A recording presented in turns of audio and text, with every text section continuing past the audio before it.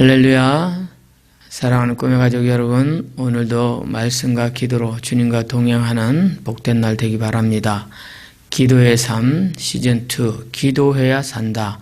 오늘은 7번째 시간으로 기도로 거룩함을 회복하라 라는 제목으로 기도하지 않으면 온갖 죄와 더러움에서 분리될 수 없음을 말씀하는 내용의 메시지 받도록 하겠습니다.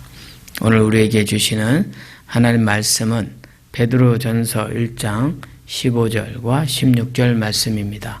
하나님 말씀 함께 합독하겠습니다. 오직 너희를 부르신 거룩한 이처럼 너희도 모든 행실에 거룩한 자가 되라. 기록되었으되 내가 거룩하니 너희도 거룩할지어다 하셨느니라. 아멘. 하나님은 이 세상에서 위대한 사역을 행하고 계십니다.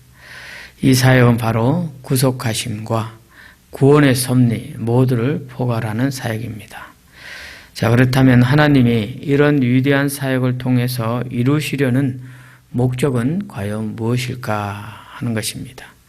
그것은 바로 범죄하여 타락한 아담 이후에 오고 오는 모든 후대, 모든 세대, 모든 후손들의 마음과 삶을 거룩하게 하는 것에 있습니다.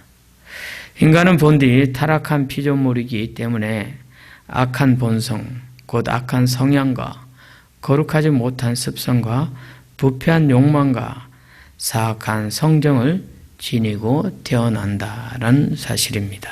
그래서 성경도 말씀하시기를 시편 58편 3절에 보면 악인은 나면서부터 곁길로 나아가 거짓을 말하는 도다라고 이렇게 시인은 고백합니다. 하나님의 계획은 타락한 인간을 변화시켜 거룩하게 만드는 것입니다. 거룩하지 못한 사람을 거룩하게 만드는 것이 하나님의 사역입니다. 이것이 또한 그리스도께서 이 땅에 오신 목적이기도 합니다. 그래서 오늘 본문 말씀도 우리에게 말씀합니다.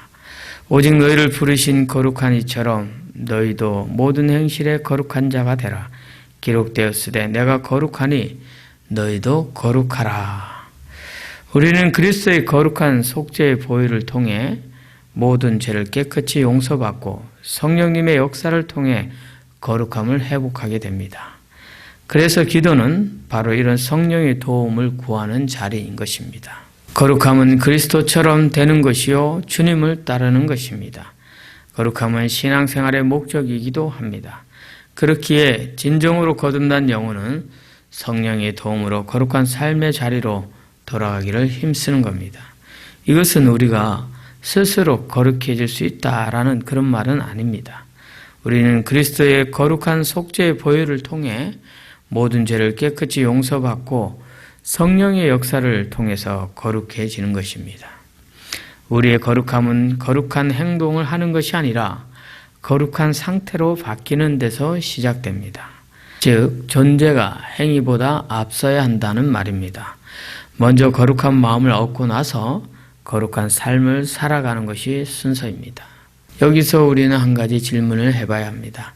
하나님의 이 위대한 사역, 즉 하나님의 택한 백성들에게 거룩함의 씨앗을 심고 기르고 온전하게 하여 거룩한 나라를 세워가는 하나님의 이 위대한 사역, 이것에 대해서 택한 족속이요 거룩한 나라 왕같은 제사장으로 부름받은 우리 성도가 해야 할 일이 무엇인가를 물으며 또 여기에 답을 해야 한다는 것입니다.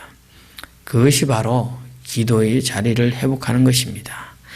기도의 무릎이 우리를 성령의 손에 이끌림 받게 하고 그 성령의 역사를 통해서 택함받은 우리의 본질, 곧 하나님의 형상, 그 거룩함을 회복하는 것입니다. 이렇게 될 때 우리는 거룩한 삶을 살아내게 되는 것입니다. 사랑하는 꿈의 가족 여러분, 오늘도 말씀은 우리를 도전의 자리로 부릅니다. 디모데전서 4장 5절 말씀이 하나님의 말씀과 기도로 거룩하여 짐이라 라고 말씀하십니다. 말씀과 기도로 성령 충만함을 입어서 거룩한 나라, 거룩한 하나님의 백성으로 살아내는 저와 여러분 될 수 있기를 주님의 이름으로 축복합니다.